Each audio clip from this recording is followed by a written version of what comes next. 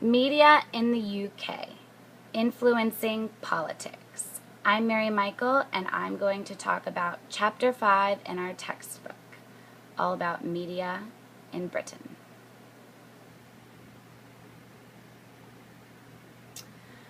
This is a list of the primary media outlets.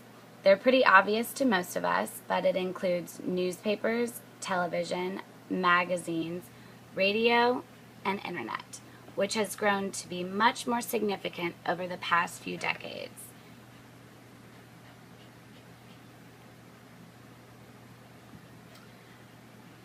In definition, the media includes newspapers, radio, TV, and magazines, generally all forms of media considered together as a group, whereas the press includes newspapers, magazines, and the internet, which is majorly everything that is in print. That's the significant difference between the two when talking about them in this chapter. Here are a few examples of British media: BBC Network, The Sun, The Daily Mail, and as you can see, The Times, The Guardian, and The Daily Star. Most of what you see there are tabloids in those two pictures. The effect advertising has on the media. Most of the media is dependent on advertising for revenue. The goal is to reach the audience of free-spending individuals and not the poor or the thrifty. Therefore, it is more beneficial in this case to reach fewer wealthy readers than more poor ones. It brings in more revenue and gets your advertising out to those that you really want to see it. Tabloids versus broadsheets. Originally, the easiest way to distinguish between broadsheets and tabloids was actually by size.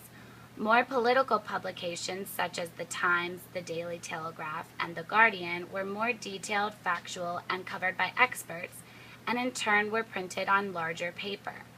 The more opinionated tabloids such as The Sun, The Mirror, and The Daily Mail were printed on smaller pages and focused on matters with a lot more of a biased view. As stated in our textbook, the headline alone would usually be enough to inform the reader of the correct position to take on any issue.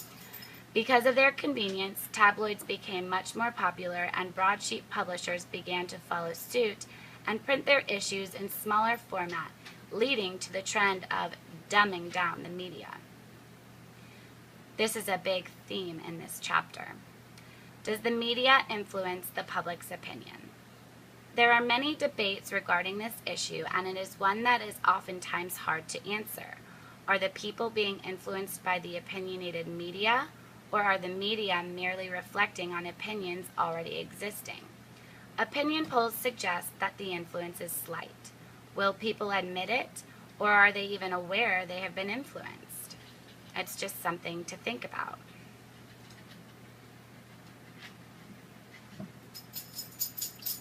There are three academic theories supporting this. One is the reinforcement theory, two, the agenda setting, and three, direct effects. The reinforcement theory is a theory that suggests that the media doesn't necessarily change anyone's opinions. Rather, they give people additional reasons for what they believe already. Agenda setting. This theory suggests that the media has no control over what people might think, but they can still influence political stance by concentrating on specific subjects and refusing to publicize others.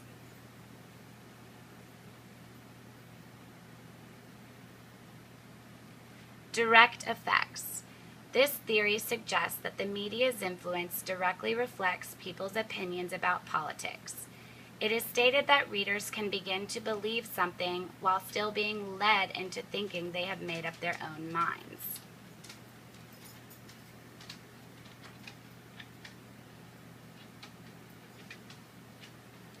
How do they relate?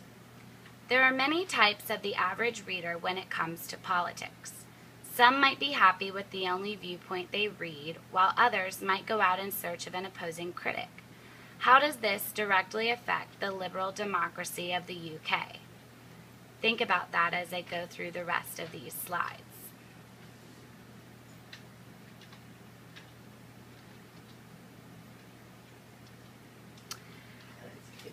As noted by Stephen Barnett in Will a Crisis in Journalism Provoke a Crisis in Democracy, there are 4 phases of British journalism.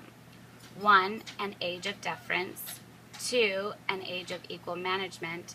3, an age of journalistic disdain. And 4, where we are currently at an age of contempt. In an age of deference from the 1940s to the early 1960s, this period was marked by exaggerated respect among journalists, who acted as if politicians were bestowing great favors on themselves and their audience by agreeing to say a few anodyne words. Following that into an age of equal engagement between 1964 and 1979. The early 60s were marked by increasing friction between the press and politicians who were discredited by a succession of scandals. These events were exploited by young satirists who heaped ridicule on the establishment in general. This context was sure to affect news journalists in turn, but at first they exercised restraint. In part, this was because senior reporters had learned their trade during the age of deference. The change could only be registered when they had been replaced by a new generation which had grown up laughing along with the satirists. Following that, an age of journalistic disdain, emerging in the late 70s as politicians themselves became more reliant on techniques derived from journalism and advertising. When people agree to market themselves like soap powder, they can hardly expect to be treated like heroic figures. Equally, one can argue that this period reflected the new dominance of the electronic media, with the printed press taking its tone from more aggressive television interviewers. And finally, Barnett argues that we are living in an age of contempt in which journalists spend most of their time trying to trap politicians into damaging admissions, either about policy or their private lives, while politicians avoid giving straight answers. The result has been an increase in public cynicism about public life in general. This has created a vicious circle, sensing that the public attaches a low priority to politics. The media gives it less thorough coverage and tends to focus on sound bites and frivolities, the very things which help to generate public contempt in the first place.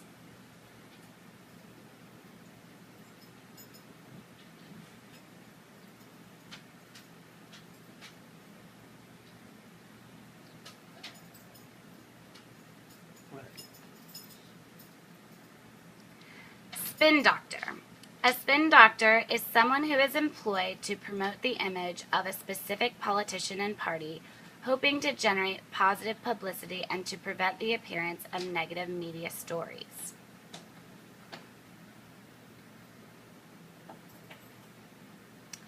From 1992 until current times, many newspapers have changed their allegiance from different political parties numerous times.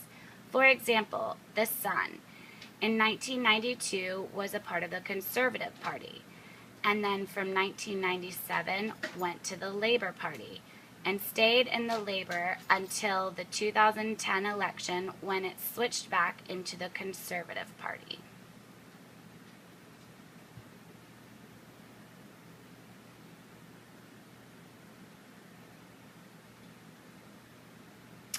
Blair and the media. Labour became victorious in 1997, and in turn several newspapers became more Labour-oriented. A big part of this was because Alastair Campbell was Blair's official spokesperson and later became Director of Communications.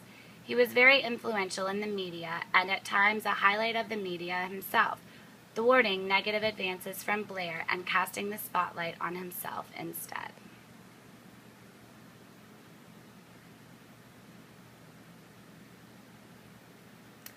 Blair's influence on internet politics.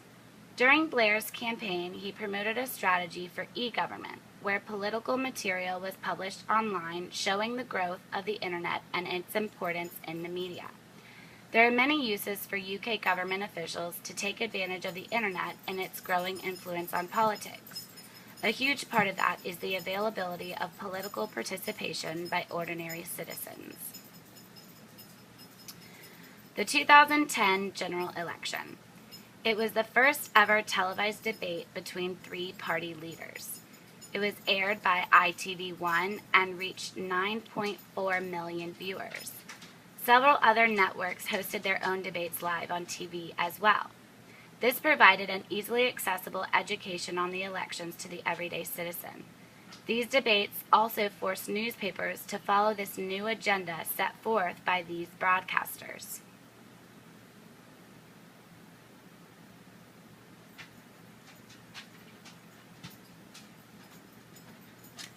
The phone hacking scandal. This has come up several times in the past where media outlets were punished for eavesdropping on phone conversations in order to get the best story. The main publication that allegedly made these attacks is the News of the World, under the jurisdiction of Andy Coulson. The most recent occurrence was in 2011 involving actress Sienna Miller. An effect of this scandal is to highlight media ownership. Most of the newspapers in Britain are controlled by a very small amount of people, and those people need to focus on their awareness of releasing news. The relationship between journalists and politicians can be very skeptical when considering something as big as this. UK media versus the US media. There are many similarities in the media that we deal with on a regular basis and the media of the UK. There is a lot of bias in our TV news reporting. For example, the ever-Republican Fox News versus the more liberal CNN coverages. What similarities and differences do you notice? Thank you for listening to my presentation, as I will conclude and list a few questions on the website.